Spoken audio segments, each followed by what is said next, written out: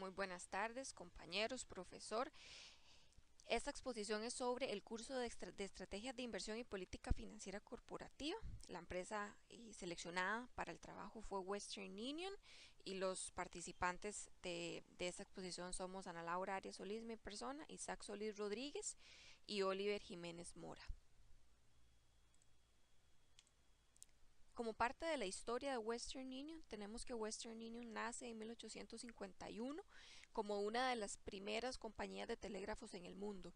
En 1871 la compañía introduce lo que es su servicio de transferencias de dinero sobre la base de su extensa red de telégrafos. En 1879 sale del negocio de telefonía y como el teléfono sustituye al telégrafo, la transferencia de dinero pasa a ser su principal negocio. A principios del 2006, Western Union hace pública la suspensión de todos los telegramas y los servicios de mensajería comercial.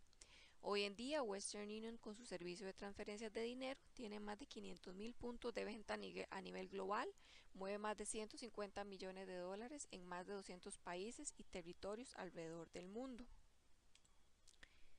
Los mercados de Western Union son tres principales. El C2C, Customer to Customer, es el primero, en donde el cliente envía dinero de un país, vamos a decir por ejemplo Brasil, a otra persona que puede estar en otro país, como por ejemplo Australia.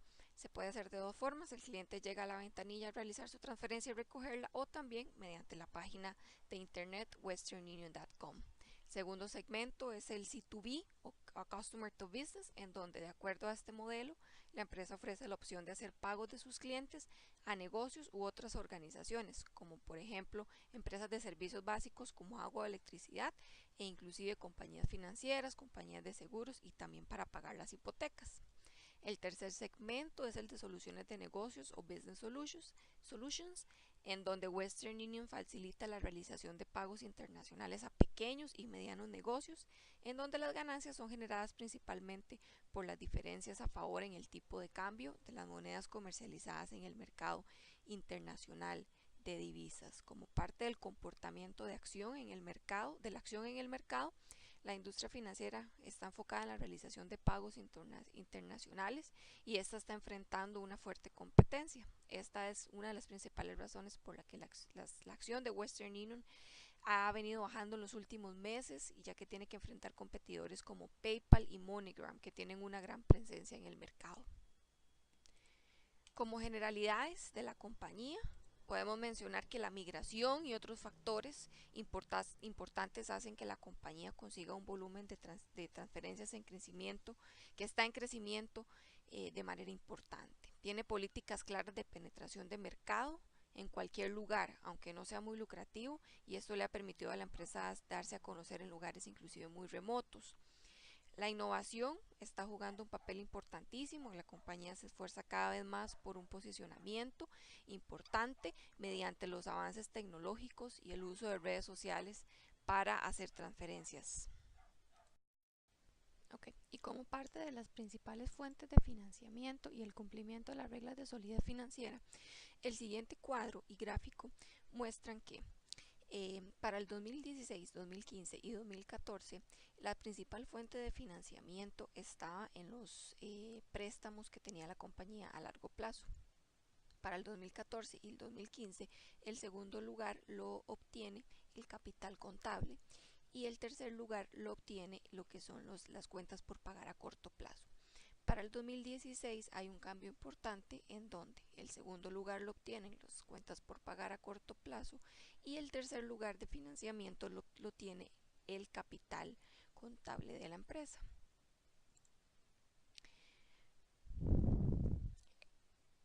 En cuanto al cumplimiento de las reglas de solidez financiera, la razón financiera del índice de deuda muestra una constancia en la compañía, en donde el pasivo total representa en promedio un 89% de sus activos totales y es constante a través de los años.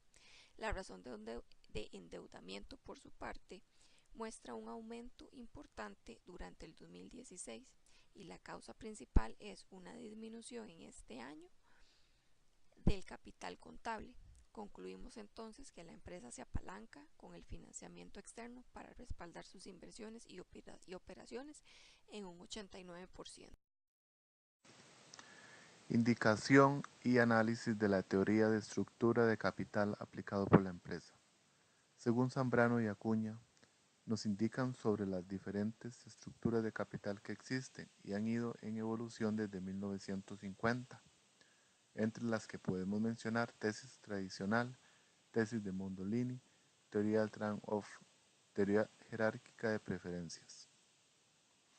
Tesis tradicional. Si analizamos la combinación de activos y pasivos totales de la empresa en los 3 años de estudio, arroja lo siguiente.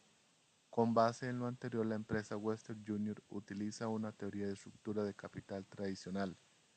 Esto por el hecho de usar el apalancamiento financiero con la deuda como medio de financiamiento más barata. Se disminuye el costo promedio de capital y se crea más valor para la empresa. Hay un equilibrio importante entre los activos totales de la empresa con los pasivos totales. No se refleja en el balance un exceso de deuda de la empresa que supere sus pasivos totales con los activos totales.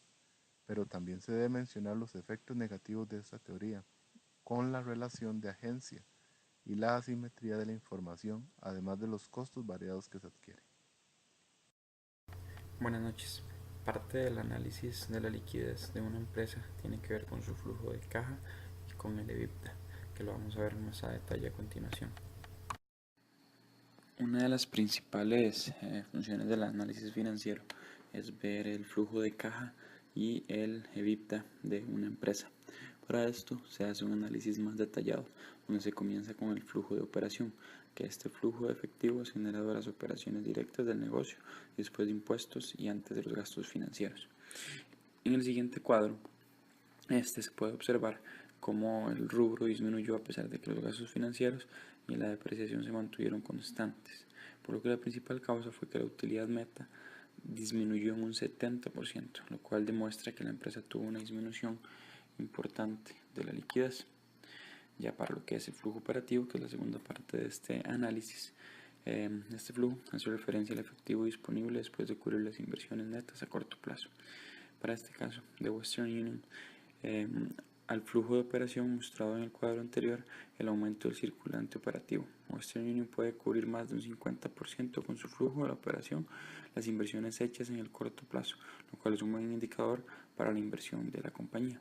Acá se puede ver como hubo un aumento bastante claro en el circulante operativo, lo cual hizo que se aumentara el flujo operativo a corto plazo y se equiparara con el del año anterior. Como tercer punto, el flujo después de pago de las fuentes. Se toma en cuenta acá y se restan los gastos financieros y el pago de dividendos. Hasta este punto, la empresa no tiene problemas de liquidez para pagar a las fuentes de financiamiento por parte del flujo de efectivo, ya que el pago de los intereses, comisiones y dividendos pueden ser cubiertos por el flujo operativo a corto plazo. Y acá se ve como el resultado en el 2016 es de 736 y el 2015 811. Seguido el flujo después de las inversiones de corto plazo, que es el resultado de restarle el flujo después de pago a fuentes de financiamiento, el aumento de las inversiones en activos a largo plazo. El aumento en el activo fijo se mantiene constante y es posible cubrirlo con el flujo de efectivo después de pago a las fuentes de financiamiento. Ya por último, el flujo de caja neto. A este flujo se calcula y es generado durante el periodo. Su valor es el resultado de incorporar el resultado de las deudas financieras de corto plazo, deudas de largo plazo y partidas patrimoniales que representan movimientos de la caja. Por último, como resultado final, se tiene un flujo neto de caja positivo para ambos años de estudio. En el 2016 tiene un aumento mínimo en el superávit respecto al 2015 debido al crecimiento orgánico de la empresa. Esto indica que la empresa tiene una gran ventaja competitiva respecto a su liquidez, ya que después de cubrir sus obligaciones mantiene un alto grado de liquidez y se observa en el cuadro. Solo para mencionar la categoría del flujo de efectivo, como se vio en el análisis anterior, este flujo es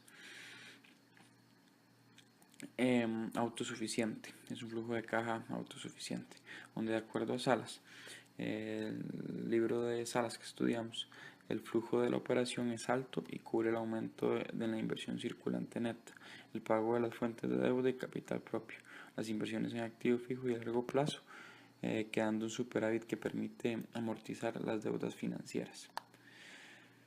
Con respecto al EBITDA, como se muestra en el siguiente cuadro, la empresa tuvo muy buenos resultados, ya que la cobertura a carga financiera muestra una disminución considerable, aumentando, bueno, no tan buenos resultados, aumentando el riesgo de cobertura a la carga financiera, que son el resultado de las deudas que ha adquirido la empresa.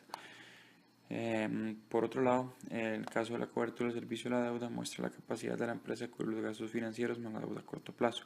Western Union en este caso es capaz de cubrir esto en 3.1 veces con el flujo efectivo de la operación para el 2015 y el 2016, a pesar de que haya disminuido considerablemente y aumentando el riesgo de no cobertura, el índice continúa siendo sano.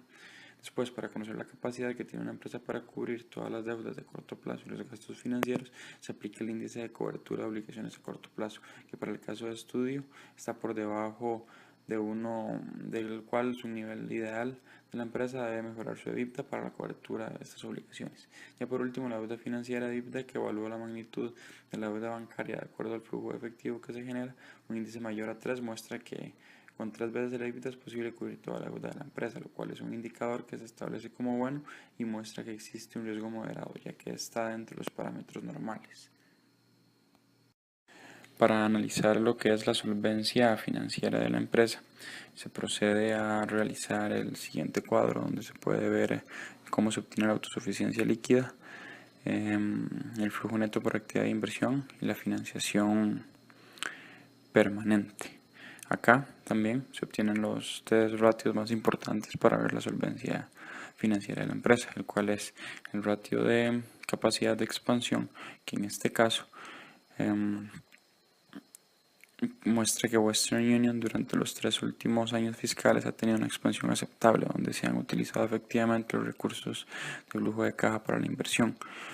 Como un segundo ratio, el ratio de autosuficiencia líquida muestra la capacidad de la empresa para generar liquidez de forma suficiente para abordar la expansión de la empresa a partir de sus flujos por actividades operacionales, donde para el año 2016 y 2015 el resultado fue positivo, ya que la empresa generó suficiente liquidez para abordar el proceso de expansión. Sin embargo, en el año 2014 tiene un resultado que no es aceptable. Por último, el ratio de financiación permanente, el cual es negativo en ambos periodos, en donde se plantea que la postura de un equilibrio para la empresa es incrementar su financiación permanente. Sin embargo, esta estrategia no es adecuada porque su grado de solvencia se verá afectado, teniendo problemas de liquidez en el corto plazo. Caracterización de las políticas financieras a corto plazo que sigue la empresa: restrictiva, flexible o intermedia, y su respectiva justificación.